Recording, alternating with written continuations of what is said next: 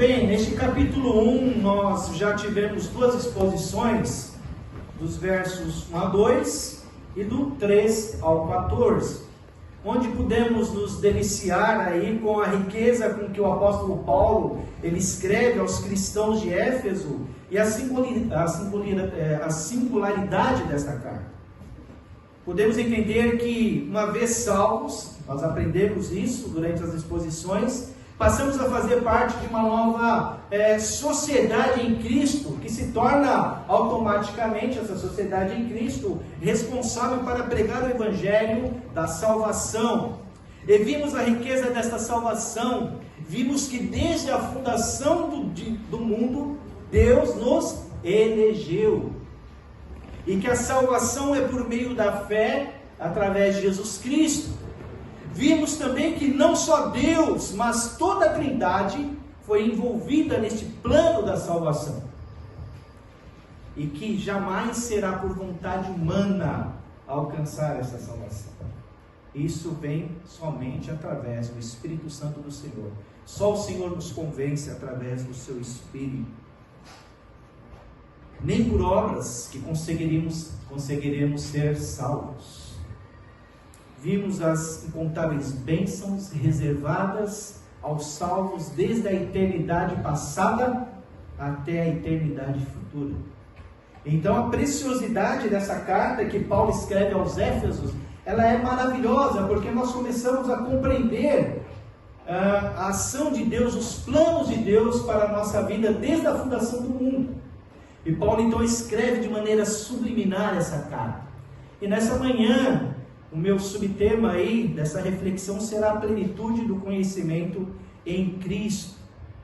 Então, dando continuidade a esta carta, nós vemos nesse instante Paulo voltando àqueles a quem ele escreveu de uma maneira singular,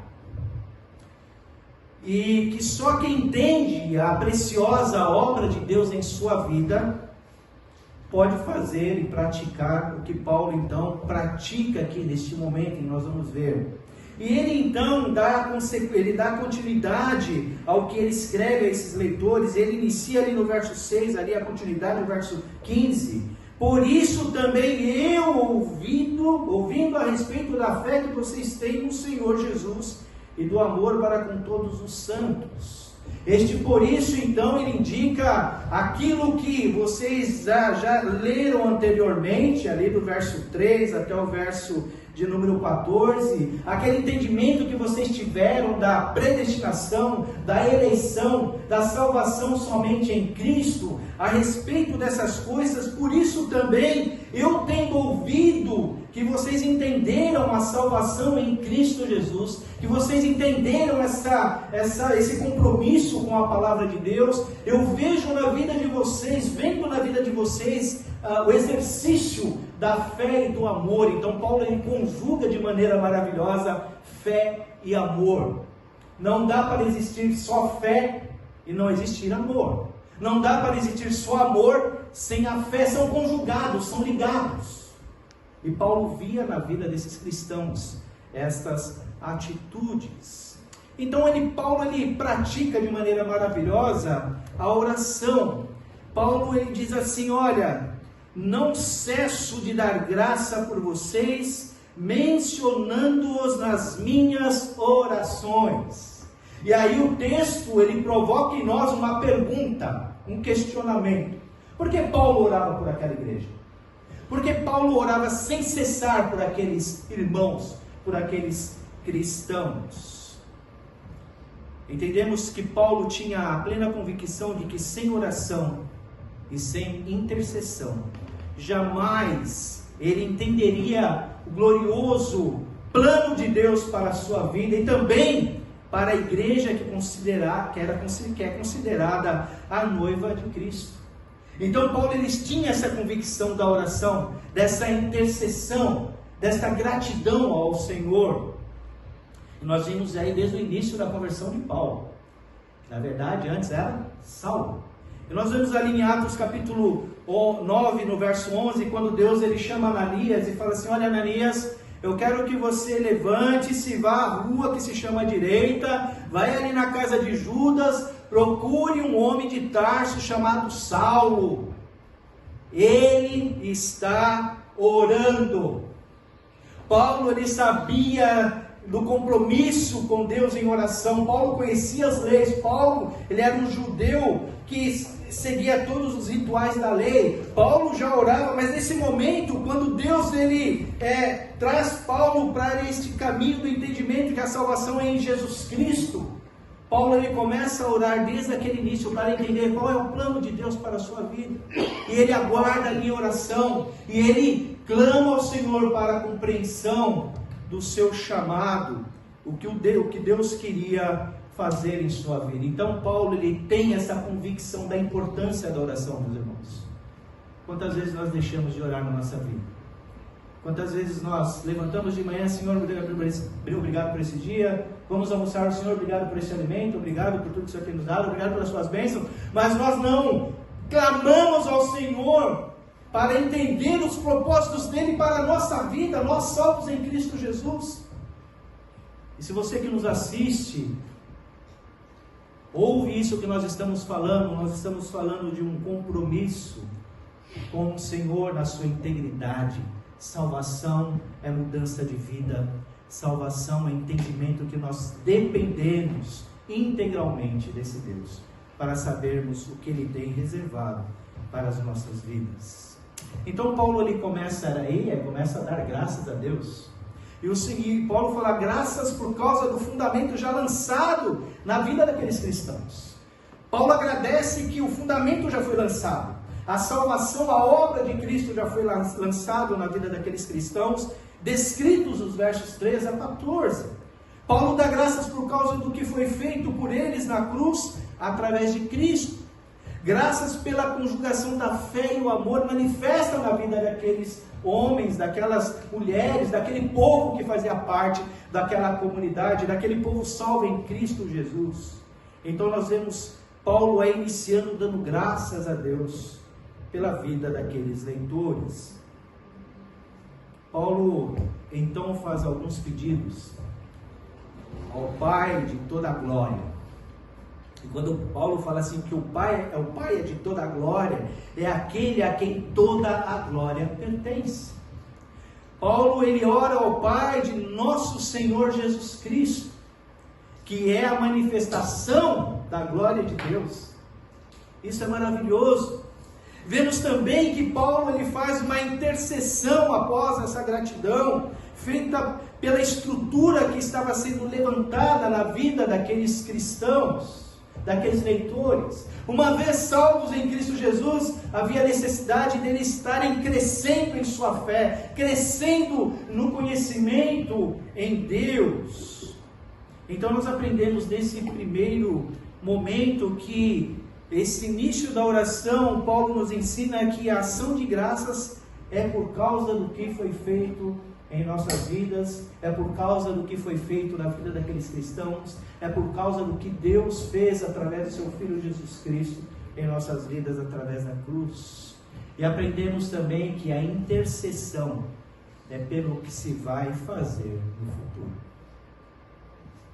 Uma vez salvos, muitas vezes nós nos acomodamos, porque nós somos salvos em Cristo Jesus, e às vezes nós acomodamos na nossa situação de salvos.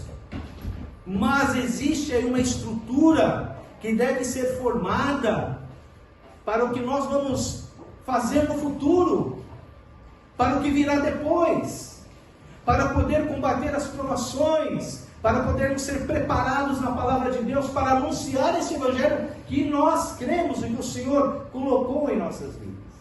Então, nesse primeiro momento, nós aprendemos com esta oração de Paulo. Então, Paulo ele intercede fazendo alguns pedidos a partir ali do verso de número 17.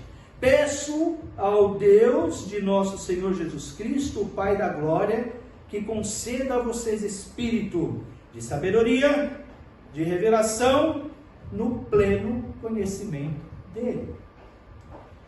Então nós vemos aí que esta sabedoria é para o uso adequado no conhecimento na nossa vida.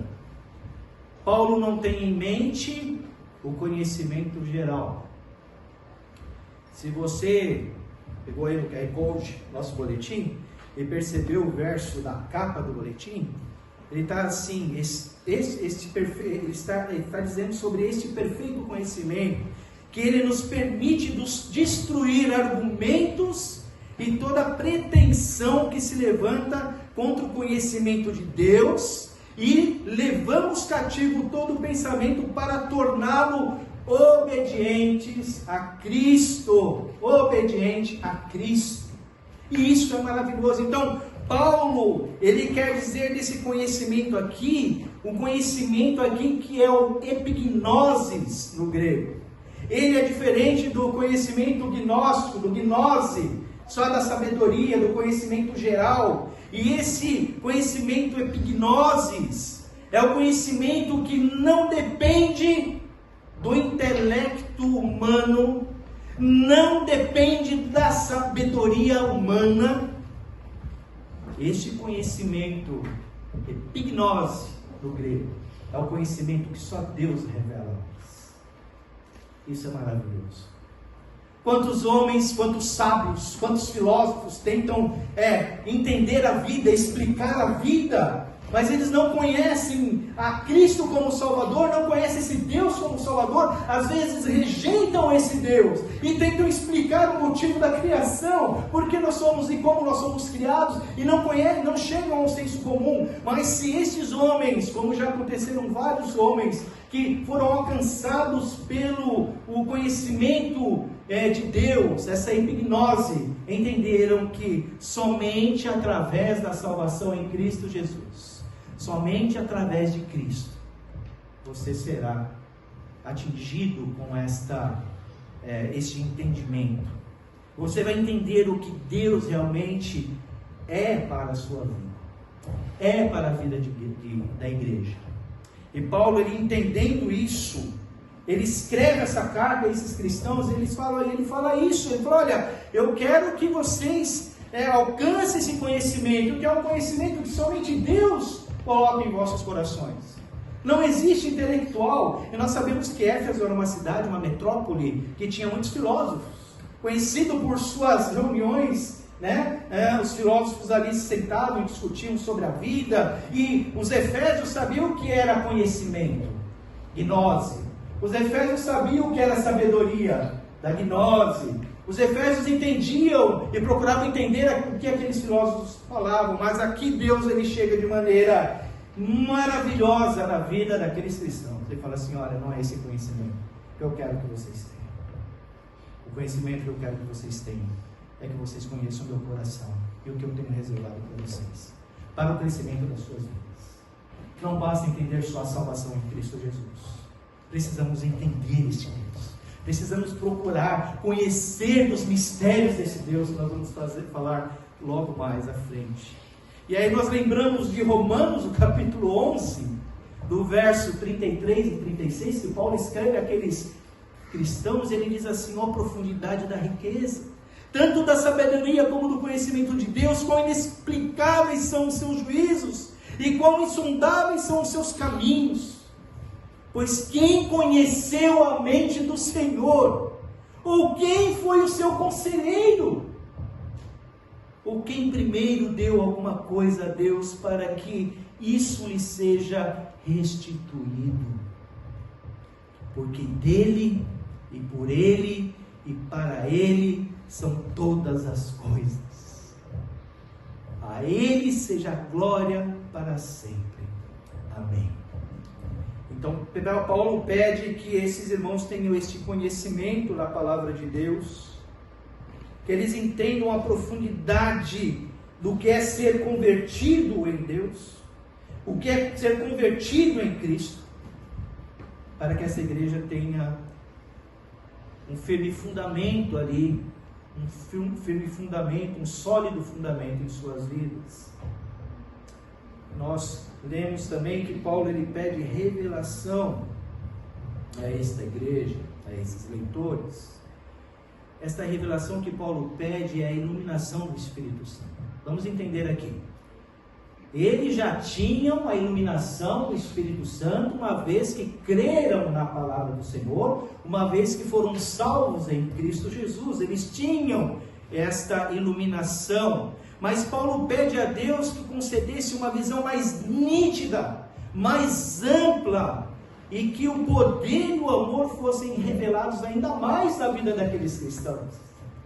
Isso é maravilhoso. Nós conhecemos a palavra, nós entendemos que Cristo morreu por nós na cruz, nós entendemos que o Senhor, Ele fez essa obra salvífica em nossas vidas. Mas nós precisamos entender que precisamos buscar um entendimento mais nítido e mais amplo do conhecimento da palavra de Deus. Estar diante do Senhor, estar na igreja, estar pregando, não é apenas estar falando de Deus, mas é estar vivendo o que Deus deseja que vivamos, integralmente na sua palavra.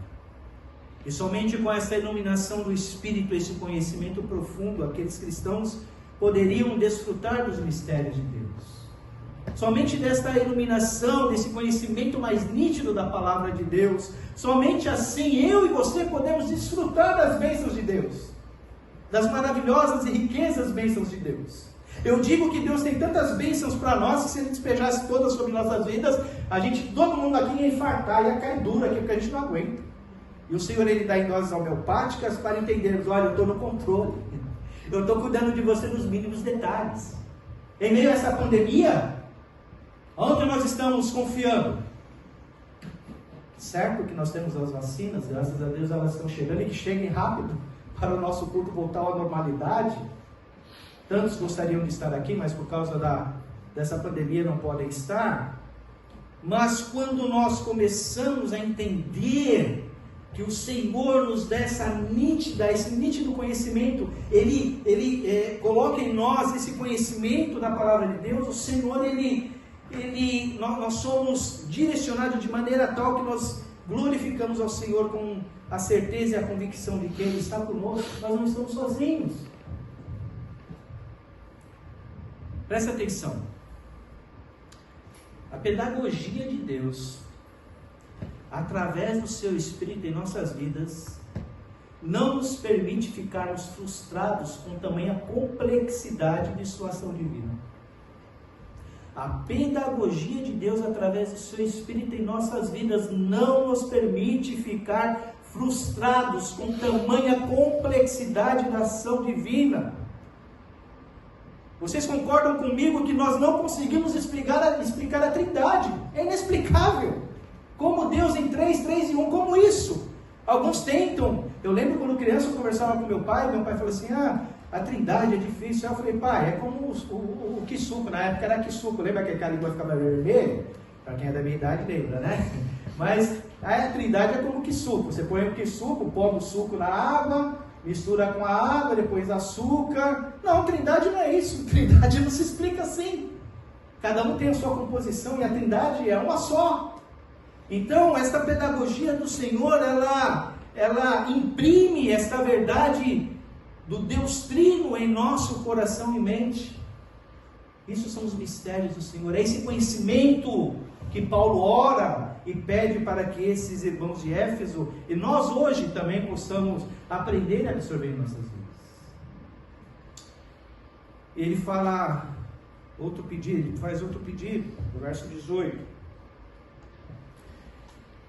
Peço que Ele ilumine os olhos do coração de vocês, para que saibam qual é a esperança da vocação de vocês, qual é a riqueza da glória da sua herança nos santos, e qual é a suprema grandeza do seu poder sobre nós, os que cremos, segundo a eficácia da força do seu poder. Peço que ilumine os olhos de seus corações.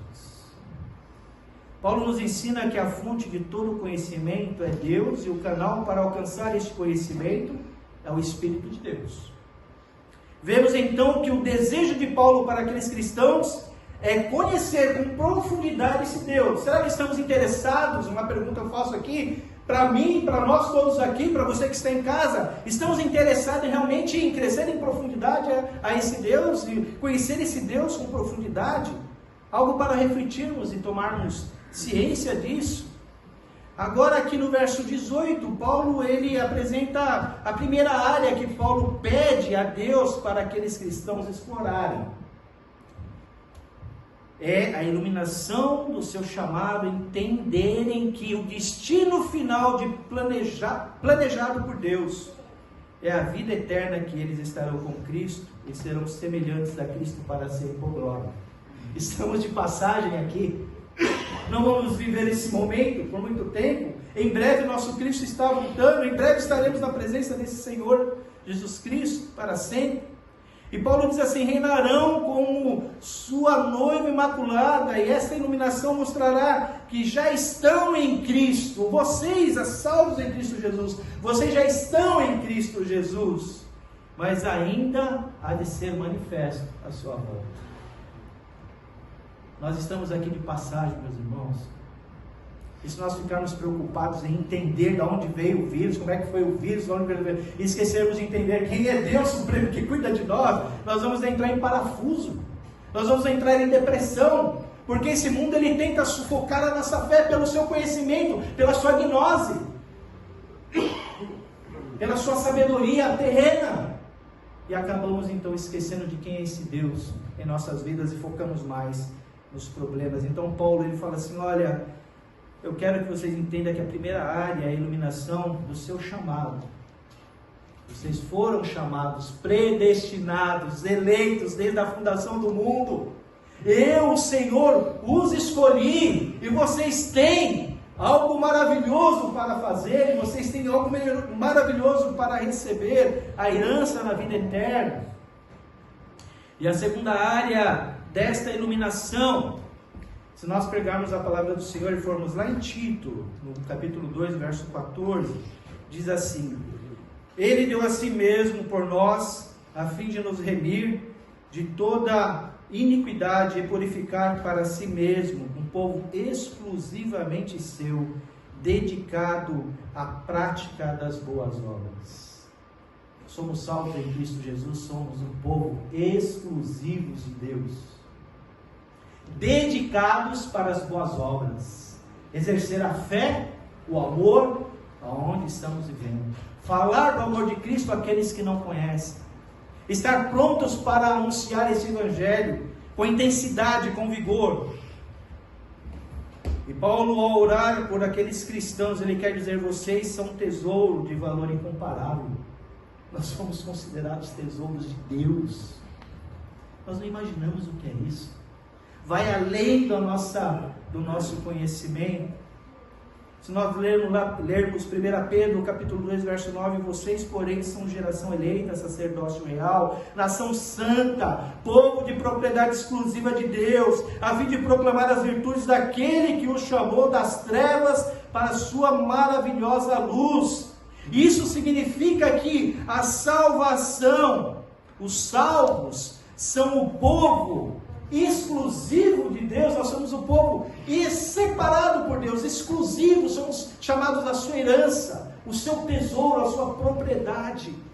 E quando nós nos apossamos disso, entendemos isso, nós vivemos uma vida espiritual com mais vigor, sem medos, mais desafiados a combater a batalha. Esta iluminação, quando manifestada na vida dos salvos, revela que ocupamos lugar no coração de Deus, a ponto de Deus nos chamarmos de sua herança.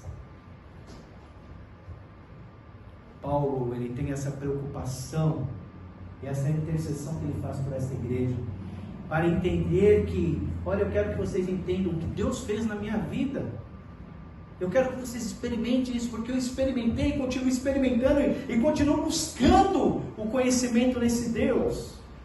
E aqui nós vemos que Paulo, no verso 20, ele diz assim: Ele exerceu este poder em Cristo, ressuscitando-o dentre os mortos e fazendo sentar à sua direita nas regiões celestiais. Poder. Talvez nós pensamos que poder foi a criação do universo. Do nada Deus fez as coisas. Talvez nós pensemos aí que poder foi a abertura do Mar Vermelho, o povo de Israel atravessando em pé seco, ficar tanto tempo no deserto, não estragou sua roupa, suas vestes. Talvez nós pensemos que esse foi o maior poder de Deus. Ainda que foi extraordinário esses eventos que Deus fez para nós. Paulo lhe quer mostrar o seguinte para a igreja de Éfeso e para nós. Ainda que seja extraordinária a criação, a passagem do Mar Vermelho, Paulo quer nos ensinar que o maior poder exercido por Deus foi a ressurreição de Jesus Cristo. Glória a Deus. Aleluia. O Senhor vive e reina para sempre. Aqui temos o maior fluxo de energia divina. Vocês entendem? A gente não entende o que é isso. Este poder que destruiu todas as hostes malignas que tentaram frustrar seu plano, ninguém é capaz de descrever este poder. A glorificação de Cristo apresenta a vitória arrasadora para Satanás. Satanás não tem vez sobre nossas vidas. Por mais que passemos por provações, por mais que passemos por perseguição, por mais que passemos por momentos difíceis, Satanás não tem poder sobre a vida do salvo em Cristo Jesus. É este poder manifestado, este é o poder maior de Deus ter ressuscitado seu Filho. Esta é a percepção sobre o poder de Deus que nós devemos ter, e que Paulo pede àquelas igrejas que deveriam ter. Devemos conhecer, entender e enxergar pelos olhos da fé este poder. Deus triunfou sobre todas as formas de oposição. Caminhando para o final desse texto, versos 22 e 23, diz assim: Ele sujeitou todas as coisas debaixo dos pés de Cristo, e para ser o cabeça sobre todas as coisas, o deu à igreja, a qual é o seu corpo, a plenitude daquele que tudo enche em todas as coisas. Paulo deseja que aqueles leitores, aqueles cristãos, nós também hoje, no século XXI, possamos entender, que eles entendessem que o chamado da igreja é para partilhar com Cristo o domínio ilimitado. Irmãos, nós somos a extensão de Cristo. Cristo é a cabeça da igreja. A igreja é o corpo de Cristo. Não existe união maior do que essa junção de cabeça e corpo. E nós então somos a extensão de Jesus Cristo. E quando a igreja estiver profundamente, estiver desfrutando disso, entendendo disso, que o Senhor Jesus Cristo é a cabeça da igreja, todo o resto da criação estará debaixo do seu reino. Se nós entendermos que nós fazemos parte, nós somos um, e Cristo fala assim, nós somos um em Cristo, a igreja é um em Cristo, é o corpo de Cristo, sendo Cristo a cabeça dessa igreja. Paulo mostra que nenhum relacionamento é mais estreito do que existe entre cabeça e corpo, a esta igreja. Nos ensina isso também. Assim como o corpo é complemento da cabeça, também a igreja é complemento de Cristo. Onde a igreja estiver, ali está Cristo. Aonde estivermos, ali está Cristo. Então nós precisamos entender que, fazendo parte desse corpo, aonde estivermos, Cristo está. Nosso testemunho tem que ser lapidado.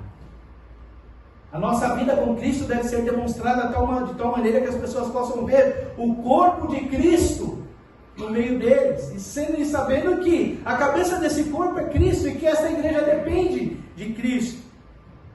Sendo assim, esta igreja tem o dever de estar em busca do verdadeiro conhecimento de Deus e seu poder. Conhecimento este que nós só vamos alcançar mediante a obra de Deus nas nossas vidas, mediante a revelação do Espírito Santo nas nossas vidas, mediante a nossa busca do conhecimento da palavra de Deus. E Paulo, ele entendia muito bem isso, porque Paulo era filósofo. Paulo foi tratado aos pés de Gamaliel, ele era obediente às leis, mas ele tinha a gnose, aquele conhecimento que não era o conhecimento que Deus queria que ele tivesse. Até aquele momento que Jesus Cristo chega e fala assim: olha, vem aqui, colega, aqui, você vai ser meu agora, você é meu. E agora, de perseguidor, você que esteve presente ali durante a morte do Estevão, você que respirava a morte à procura dos cristãos para prender e matar, agora você vai ser perseguido. E Paulo entendeu o conhecimento em Deus, nos mistérios de Deus.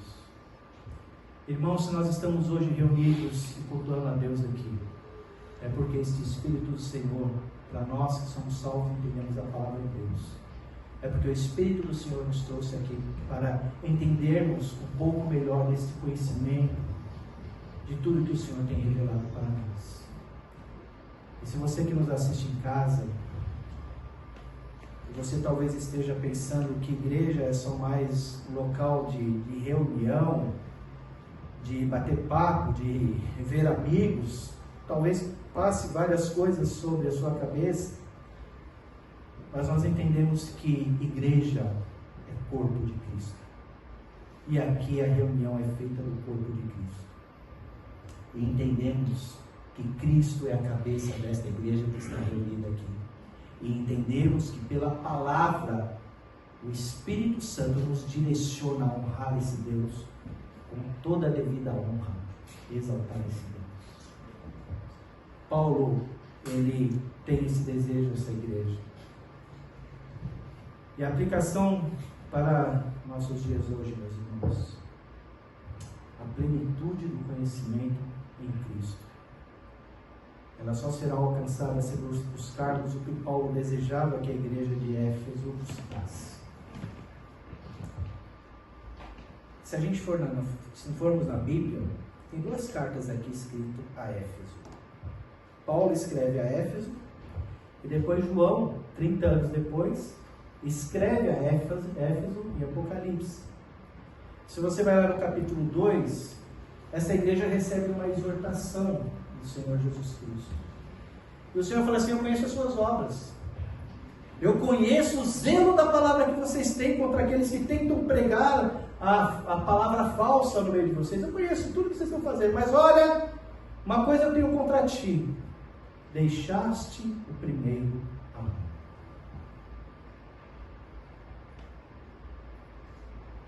Só será alcançada se buscarmos o que Paulo desejava que a igreja de Éfeso buscasse, que continuasse no seu primeiro amor, que continuasse realmente a busca da palavra, do conhecimento. E quantas vezes nós deixamos o nosso primeiro amor? Você lembra de quando você teve a primeira conversão? Aquele fogo, né? Aquele querendo fazer, agitar, trabalhar na igreja e fazer todas as coisas, e vai se passando o tempo. Irmãos, desde a minha eternidade, desde quando eu comecei a entender a palavra do Senhor, eu escuto que Jesus Cristo está para vir, mas Jesus não veio ainda. Mas continuo a escutar: Jesus está para vir, estou com 55 anos, mas ele não veio ainda. Mas o tempo de Deus é atemporal, e esse é o mistério de Deus em nossas vidas, o conhecimento do mistério de Deus em nossas vidas, de entendermos que o tempo de Deus é diferente do nosso tempo. E que o meu primeiro amor, a minha preparação, a minha vigilância, a vinda de Cristo, ela deve ser contínua, todos os dias. Que tipo então de evangelho que eu prego ou eu tento viver se eu não penso nisso? Se eu não penso que eu tenho que dedicar a minha vida ao Senhor, esse primeiro amor, nessa busca do conhecimento, da sabedoria, de entender esse poder maravilhoso do Senhor, que é o maior poder da ressurreição de Cristo. Conhecer a ressurreição de Cristo, uma coisa, viver essa ressurreição, entender de fato o tamanho dela em nossas vidas é outro.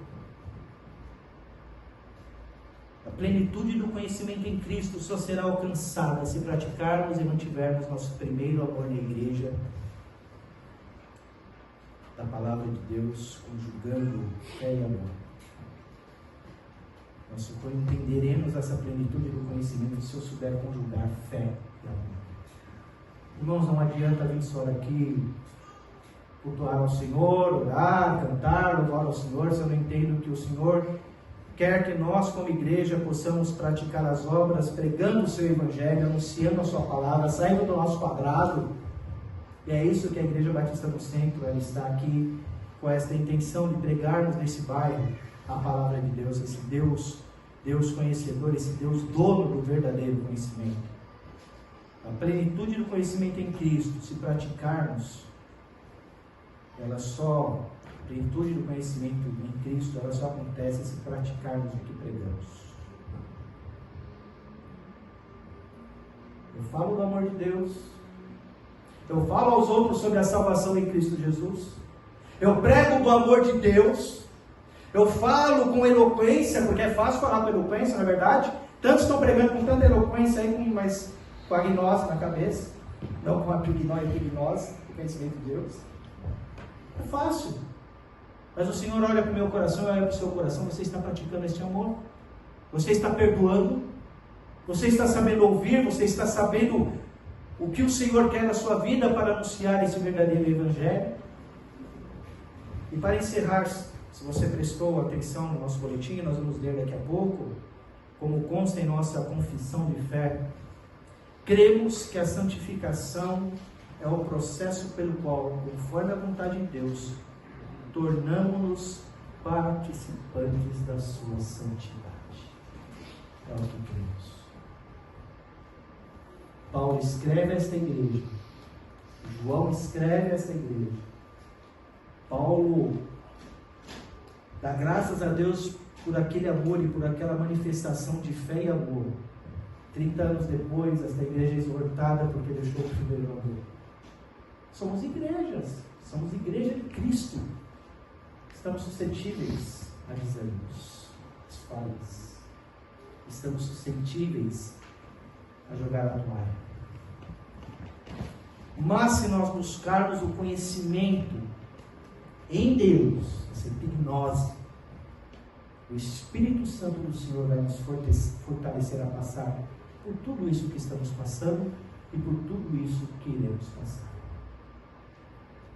Que Deus possa estar abençoando nossas vidas, meus irmãos. Eu agradeço a Deus por ser pastor.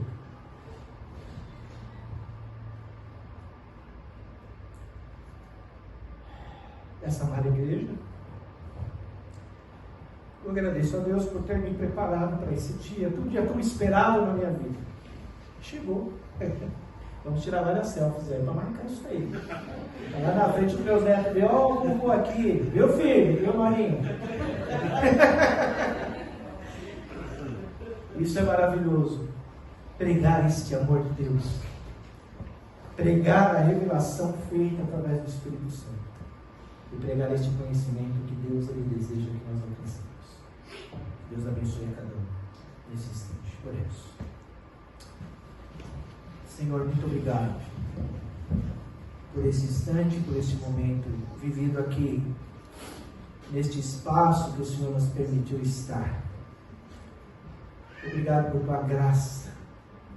Ainda que nós busquemos a tua palavra, tantas coisas, Senhor, são nos reveladas e a cada instante o Senhor vai trabalhando em nossas vidas de maneira maravilhosa. Que nós possamos buscar este conhecimento em Ti, Pai. Esse conhecimento que só vem do Senhor. Não é o intelecto humano que nos faz conhecer a Tua graça. Não é o intelecto humano que nos faz ser fortes diante das tantas provações. Mas, Senhor, eu quero glorificar o Teu nome, porque o Teu Espírito em nós nos fortalece em momentos decisivos de nossas vidas. Momentos que às vezes nós queremos desistir. Mas o Teu Espírito trabalha em nossa alma, trabalha em nossa mente, trabalha em nosso coração, gemendo com gemidos inexprimíveis. Obrigado, Senhor. Teu nome seja honrado em nome de Jesus.